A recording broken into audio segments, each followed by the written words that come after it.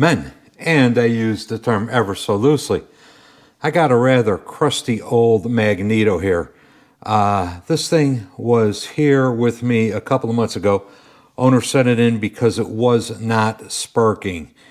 And, I got it in, opened the box up. The cap was busted. It got broken in shipping, so I had a used cap I put on there. I did my usual quickie test where I put a couple of plugs and a couple of leads on it and just spun it by hand to see if it would spark. And the guy was, in fact, correct. It was not sparking at all.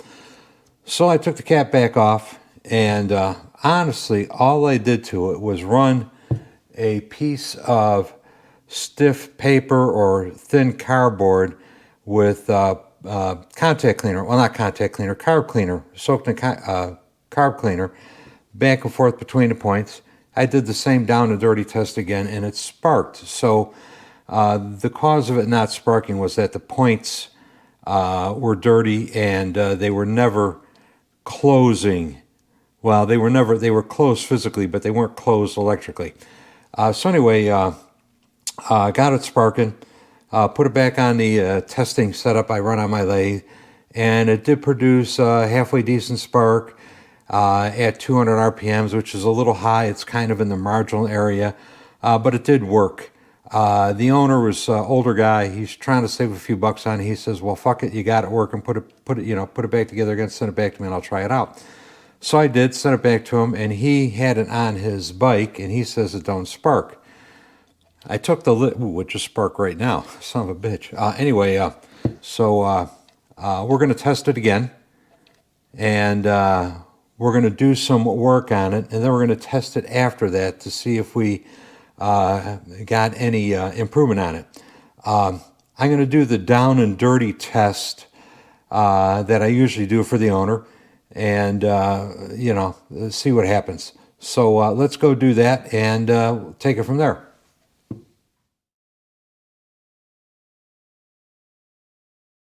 All right, Larry, here's your magneto. I got a pair of vice grips on it just to help me turn it easy. The plugs are old, nasty, and oil fouled. They shouldn't even work.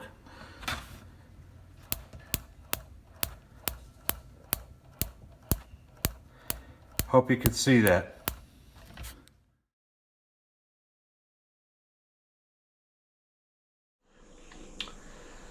For those of you who haven't seen my previous video on magneto testing, this is how it's done. I have a shaft with the magneto drive gear pressed onto it. I used to use the number 2 cam, but this gear is slightly damaged, so I can't use it on an engine, but it's perfect for this. I drive the magneto gear down here, and I do it, at a 90-degree angle rather than straight on, so that I could adjust the contact between the magneto gear and the drive gear. I could raise the mag up and down or in and out, and I want to get just a little bit of free play in the magneto gear, to give it a little bit of backlash so it's not binding. But anyway, magneto, chuck, shaft, drive gear, quick change tool post with a little fixture I machined to hold the magneto. This is a Smithy granite lathe. I use this because it's got a DC motor and a very sensitive DC speed control. I added my own sensor onto the spindle to verify RPM. I got the GoPro in my hand right now. That's going to be sitting right here to monitor RPM, while the Nikon is aimed at the spark coming from the 2 plugs that are in the sparking chamber. I've got this pressurized to 50 psi to kind of simulate the pressure that'll be in a cylinder when you're cranking a motor. So the plugs are installed with the electrodes, of course, facing in. I could fine-tune the pressure with a little shut-off valve I keep over here. The plug wires are wrapped in aluminum foil because the RF energy coming off of the plug wires absolutely drives digital devices crazy. I filmed the first batch of these, I think, with the digital tachometer, just sitting like right in this area, clamped down on a magnet, and it would just drive it crazy. Didn't work at all. And I've also filmed these magneto spark tests with the GoPro, and it just drives the camera crazy too. It just doesn't work. It freezes up, it locks up, it stops, it starts, and I attributed it to the RF energy coming off of the plug wire. So I've shielded them, and I'm now trying to keep the cameras as far away as I can from the area of greatest RF energy coming out of the plug. So anyway, it's a rather tedious setup kind of thing, but anyway, that's the setup, and that's what we're going to do.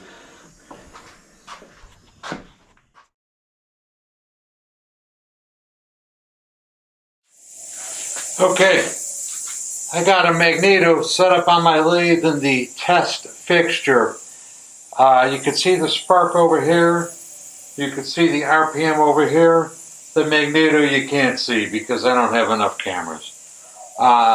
You might notice this shiny bits over here. That's aluminum foil. I'm trying to suppress the RF energy coming out of the plug wires because it was screwing up the cameras. Doing weird things to them. Anyway, let's fire this up and see what happens. Let's go 100 RPM.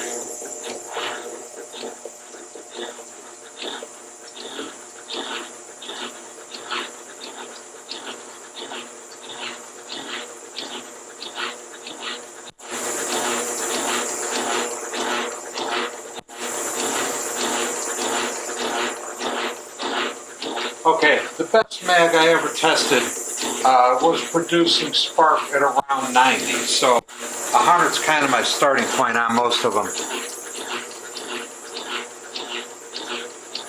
And I see nothing whatsoever in there.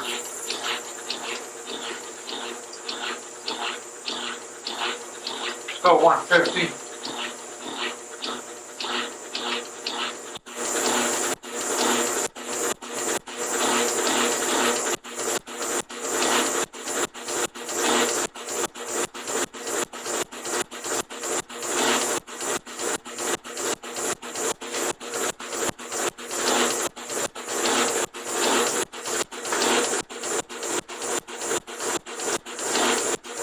Getting a good spark, but it's intermittent.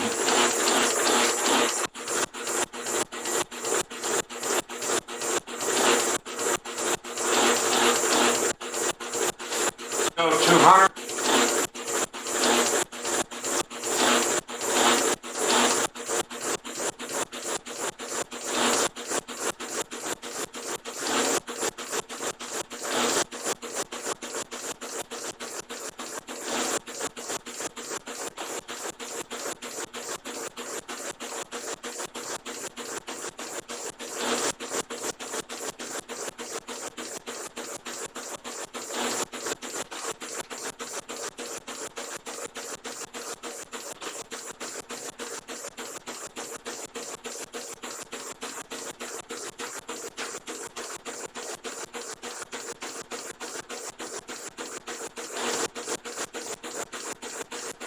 That's pretty good. Still a little more intermittent than I'd like to see it be. But I think that starting at 200 is kind of my threshold. After 200, they probably won't work any good.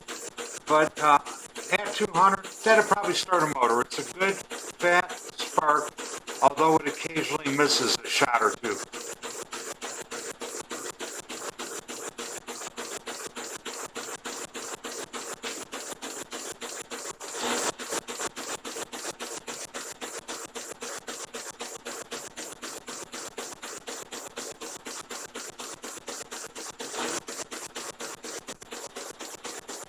Okay, 250, or as close to it as I could get.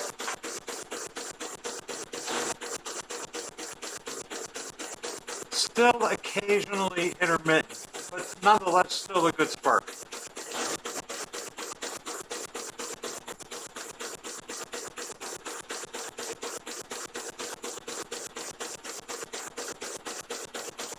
And we'll go 300 and stop there.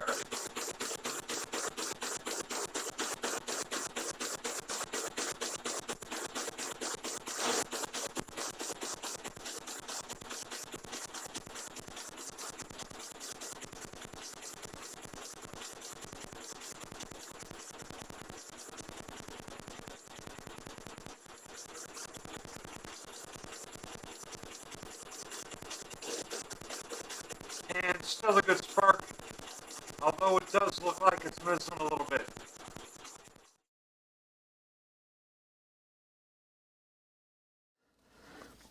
Let's pull this apart and see if there's anything obviously wrong with it.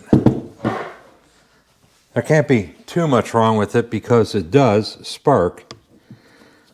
So let's get it apart and see what we see. The cap is a little crusty. Come on out of there, you bastard. Alright. Nothing that should prevent it from working. It does have a crack over here. I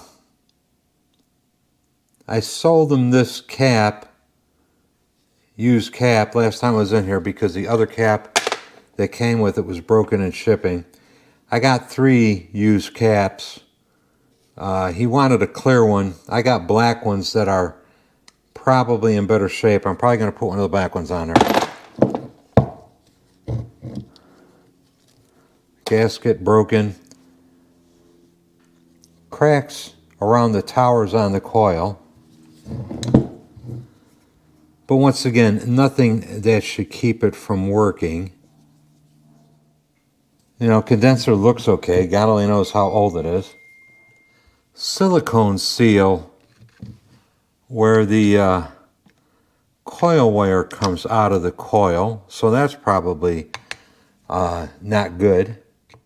I didn't take any, well, other than the cap, I didn't take any of this shit apart last time it was here because, you know, you take it apart and the coil wire breaks off. Well, now you're in deep. And this particular one was trying to save a few bucks, so he didn't want to get in deep on this thing. Well, that point is a little worn. Does have some pitting in it. Other side a little worn too with some pitting in it. I mean, nothing horrible. I don't see any cracks or obvious defects with the coil. Might be a date code on there, but I can't read it. It is old and it is crusty. And obviously it works at least to a degree. It does produce a spark. I suspect he's going to get a new one of those. Boy, the magnet feels nice. Real strong. Bearings feel real good. I am going to take this apart and I am going to grease everything. Alright, we got the parts cleaned up, so we're going to put it back together again. This is that bearing that I thought was covered with rust. It actually turned out to be crusty black grease. Cleaned up real nicely. Nice and smooth. It'll work just fine. Here's the upper bearing. It was packed full of shit. It cleaned up real nicely too. It'll work just fine. The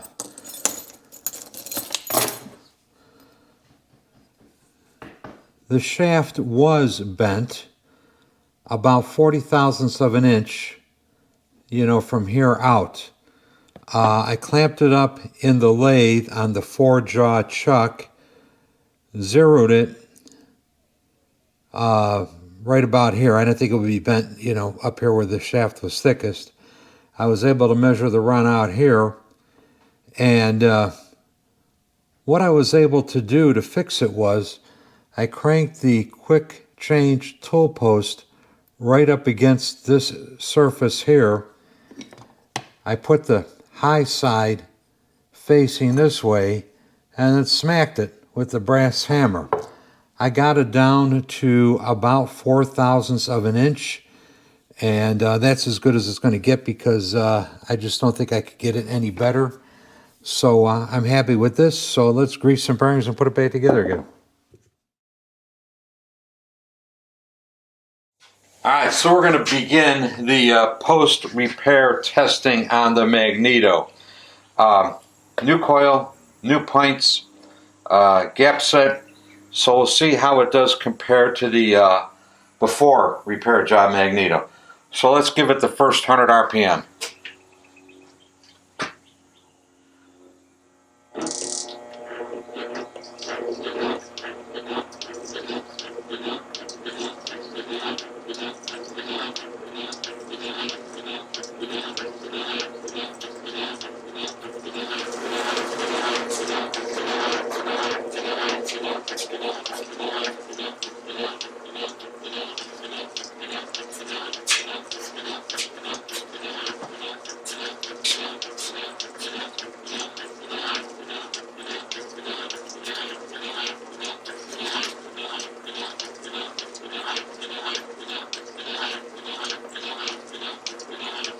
Alright, so here we are, 100 RPM, as close as I could get it to it anyway. I'm not seeing any spark. Let's go to 150.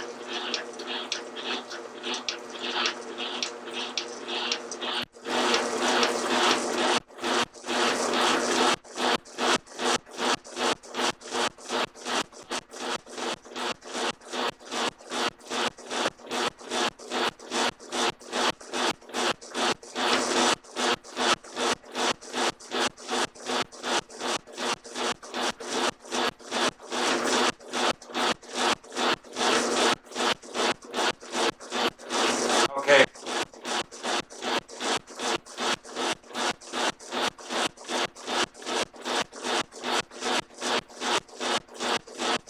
Okay, 152, that's about as close as I could get it.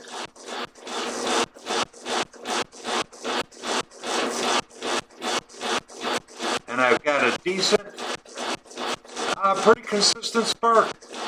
I think this would start an engine real good. There's enough there to get a motor going. It's just occasionally missing.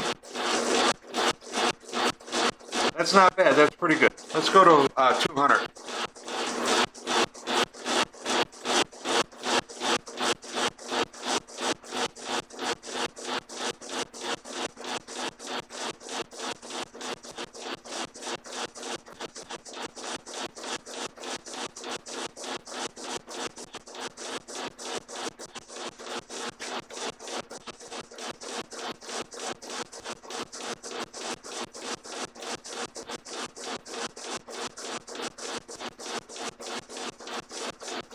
That looks pretty good. Let's go to 250 and see what happens.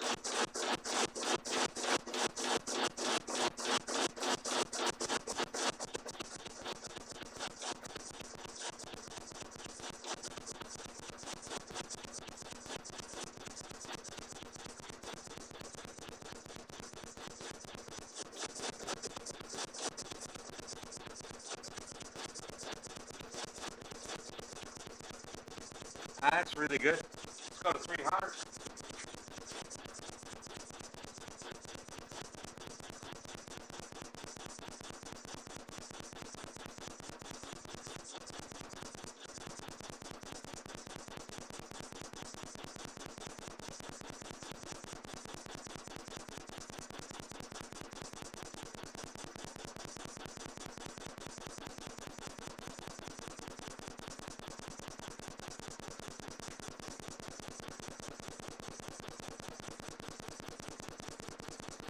Alright, for purposes of starting an engine, there's no point in going any faster than that.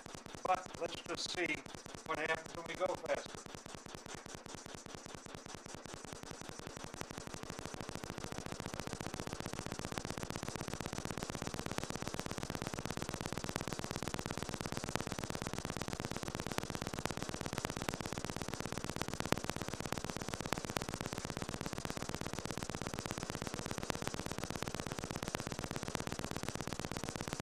That's 500.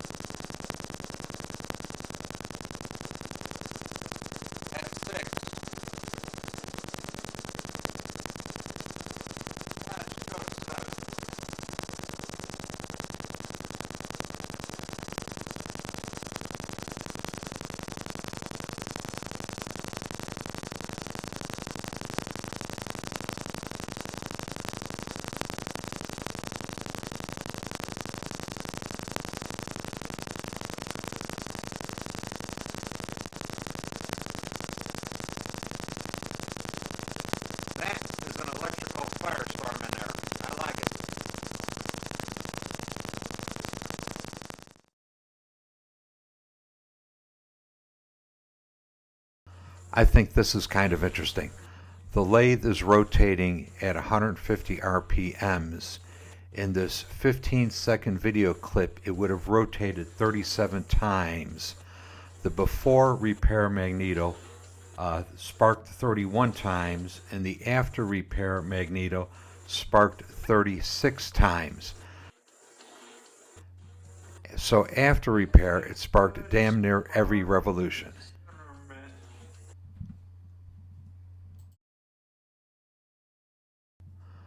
In this video clip, the lathe is rotating at 200 RPM. In 15 seconds, the lathe and the magneto would have made 50 revolutions. In this clip, before and after repair, the mag fired a spark on every revolution. Both of them batted 100%.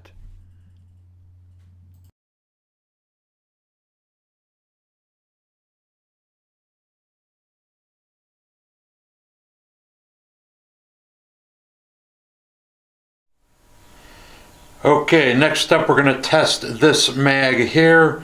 There's no tag on it. I don't know who made it. I don't know what brand it is.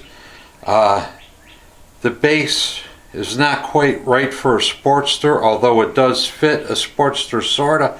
So we'll check this one out and see if it's any good. I don't know that there's anything wrong with it. It looks brand new. A customer, it came on an engine I'm rebuilding. The customer wants to go back in with a set of points instead. But anyway, let's just test this out of curiosity and see what it does.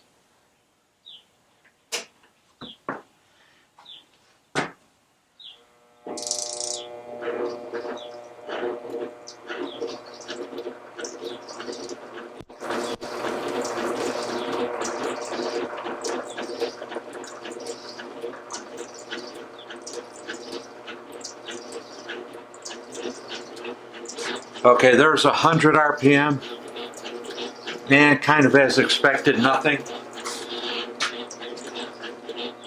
Let's go 150.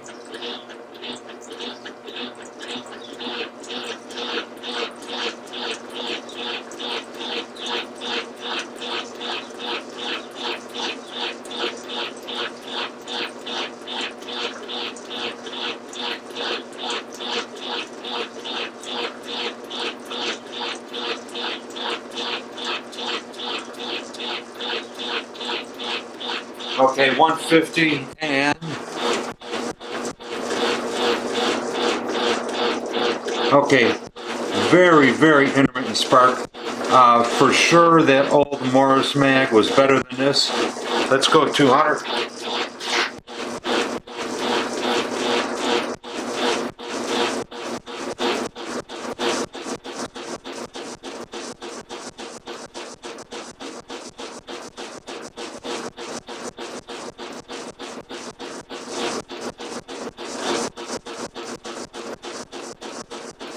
Okay, about 200.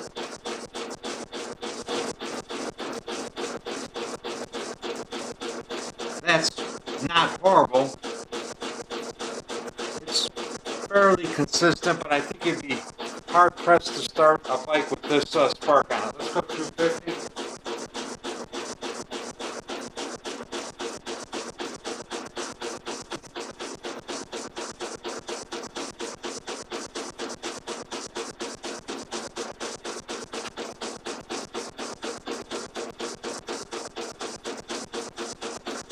$250 is pretty good. Anyway, this mag kind of weak, considering how new it looks. I got one more old Fairbanks-Morse to test. Let's check that one out.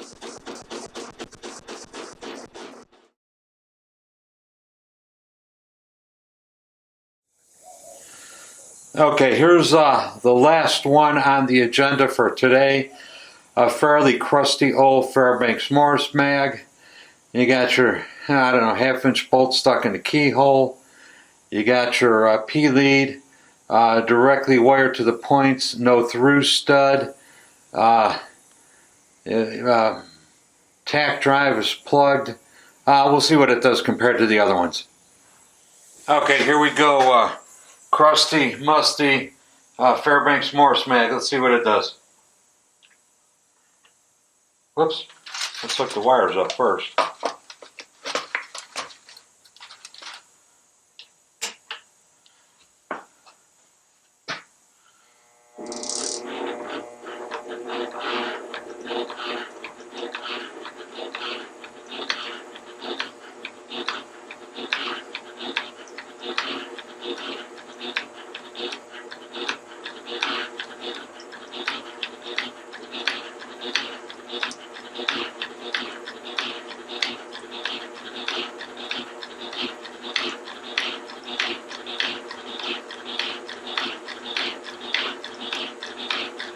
Alright, pretty close to 100. Let's see what we got. As expected, nothing. 150.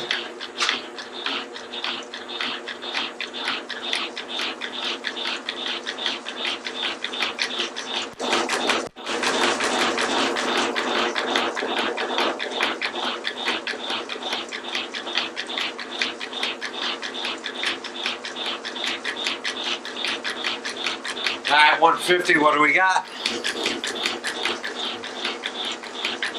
Nothing.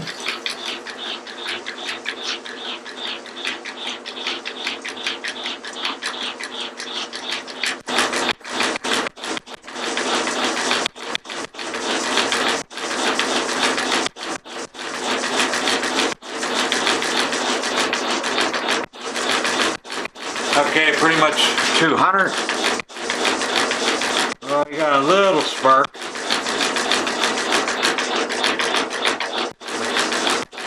Alright, this one's pretty much junk.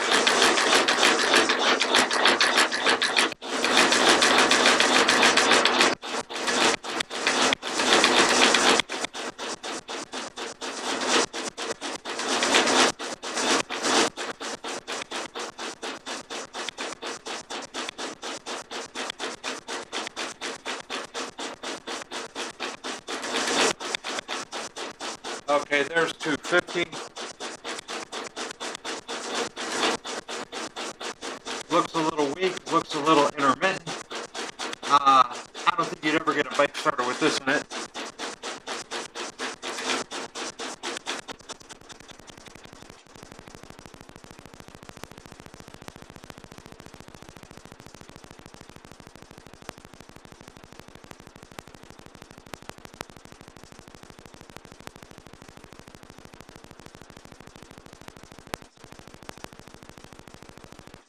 Okay, pretty much 400. Yeah, once you got it started, it looks like it'll run.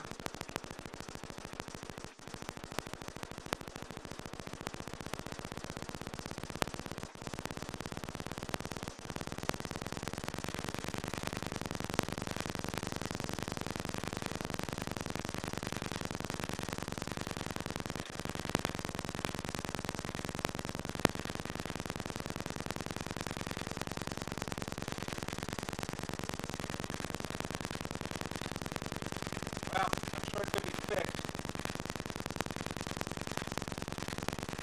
I hear a lot of rattling in there. I suppose the bearings are bad.